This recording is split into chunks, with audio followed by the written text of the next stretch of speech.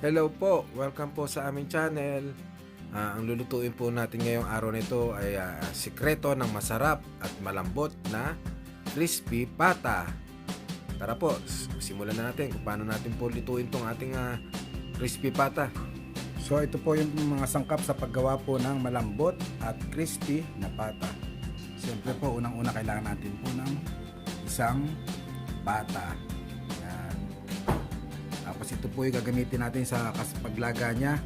Kailangan niya po ng celery, sibuyas, carrots, dahon ng laurel or bay leaves, at saka po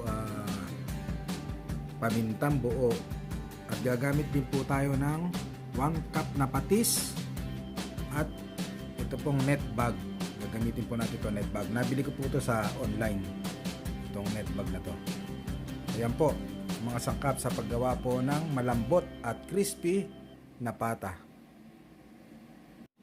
So ito po, ang una po natin gagawin ay balutan natin ng net yung ating pata.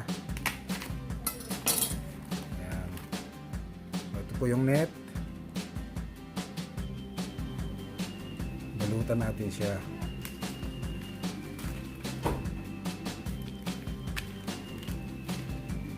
Ayan. Ang purpose po ng net nito para kahit ma-overcook po yung ating pata, hindi po siya maghihiwalay yung laman sa buto. Yan ang purpose nitong net na to. Kahit pakuluan nyo po ng mga 2 oras to, hindi madudurog yung laman. Kasi karamihan po pag na-over po sa laga, naghihiwalay yung laman sa buto. So ayaw po natin mangyari yun. Kaya ito po ang purpose nitong net bag na to. Kaya kahit po ma-over siya sa laga, hindi siya madudurog yung laman. Ayan po. Ayan, nabalot na siya. Pwede na po siyang ilaga ngayon. Ayan.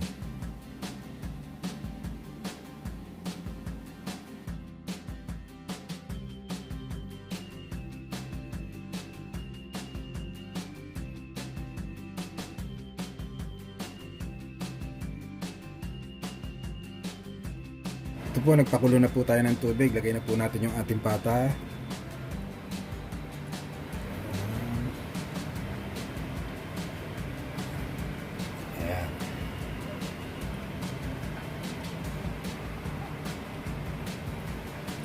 Lagay na natin yung ating sangkap, yung ating celery, sibuyas, carrots, yung dahon ng laurel, at saka po yung pamintang buo. Ilalagay na po natin yung 1 cup po na patis. Imbis po na asin, patis po ang lalagay natin. Yan. Mas masarap po yan. Yan. Tayin lang po natin siyang kumulo. Palambutin po natin siya ng mga 1.5 hour to 2 hours.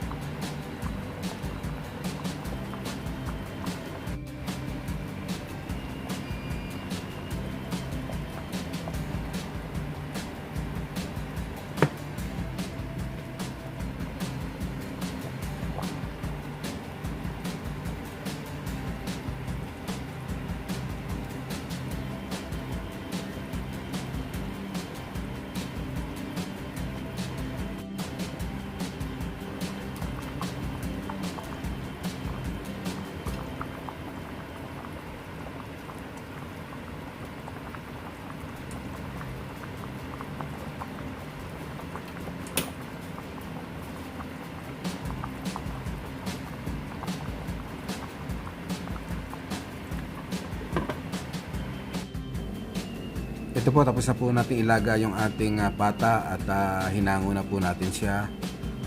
Ayan po. Hintayin lang po natin siya lumamig at nang madrain po yung tubig at pag malamig na po ay ipasok natin po siya sa rep. Mga 4 hours to overnight, mas maganda po. Para po madrain ng gusto yung kanyang tubig bago natin siya iluto.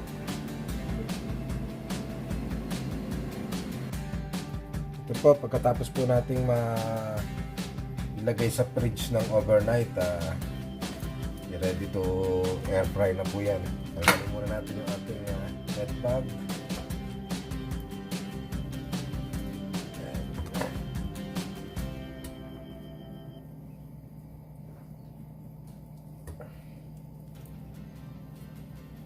Ayan.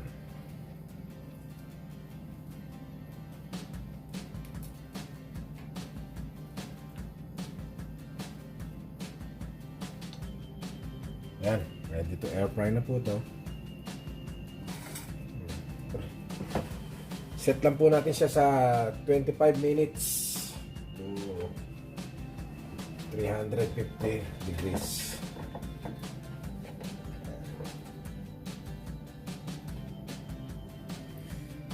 Set natin. Yan.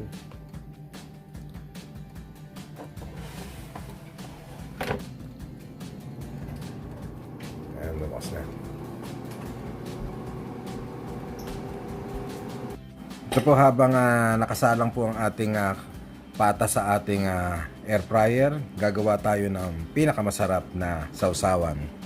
So, kailangan lang po natin ng suka, 4 tablespoon na suka.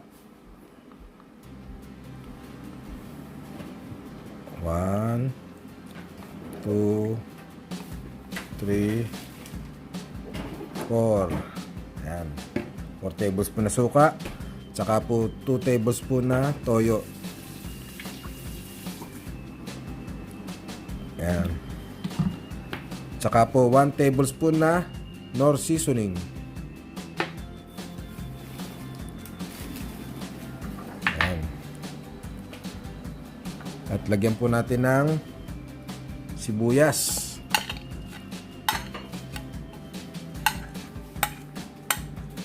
Tsaka po siling labuyo.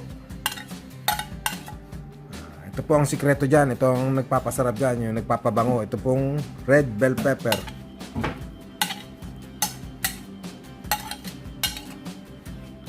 Saka po lagyan natin ng 1 teaspoon na sugar.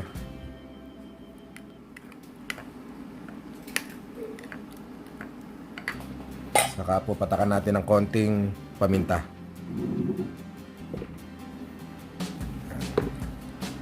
At lagyan po natin ng green onion. Ayan. Ayan po ang sausawan ng ating pata. Ng ating crispy pata. Ayan po.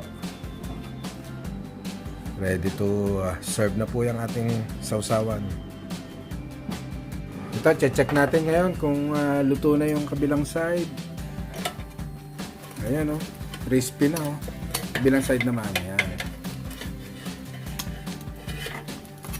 Ayan, kabilang side naman, another 25 minutes.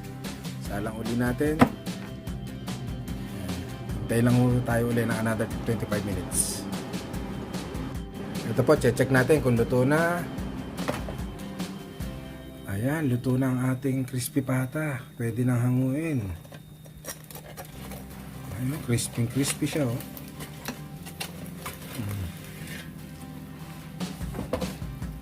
Ayan. Patukin mo kung talagang crispy siya.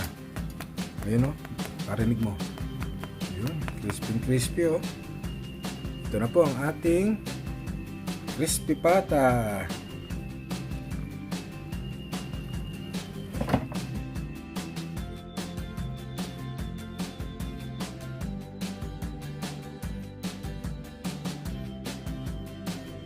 So ito na po ang ating crispy pata. Tikpan natin, katukin natin kung crispy nga siya.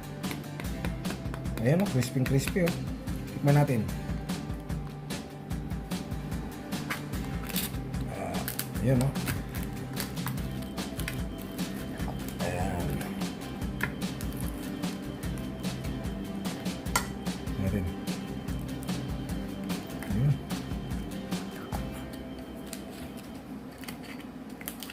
Yun, kainit pa. Uy, ang init. Tingnan natin, oh. Tingnan natin kung crispy nga. Ayo, narinig nyo? Ha? Crispy. Sarap. Nagpasarap po rito yung sauce. Dahil po dito sa ating nilagyan natin ng bell pepper. Yun po ang secret doon. Yung nilagyan natin ng bell pepper. Sana po nagustuhan niyo po ang aming video ngayong araw nito at kung bago lang po kayo sa aming video, huwag niyo pong kalimutan ng aming pindutin ng notification bell para lagi po kayong updated sa aming video. At maraming salamat po sa inyong panonood. At huwag niyo pong kalimutan mag-subscribe po sa aming channel. Maraming salamat po. Bye!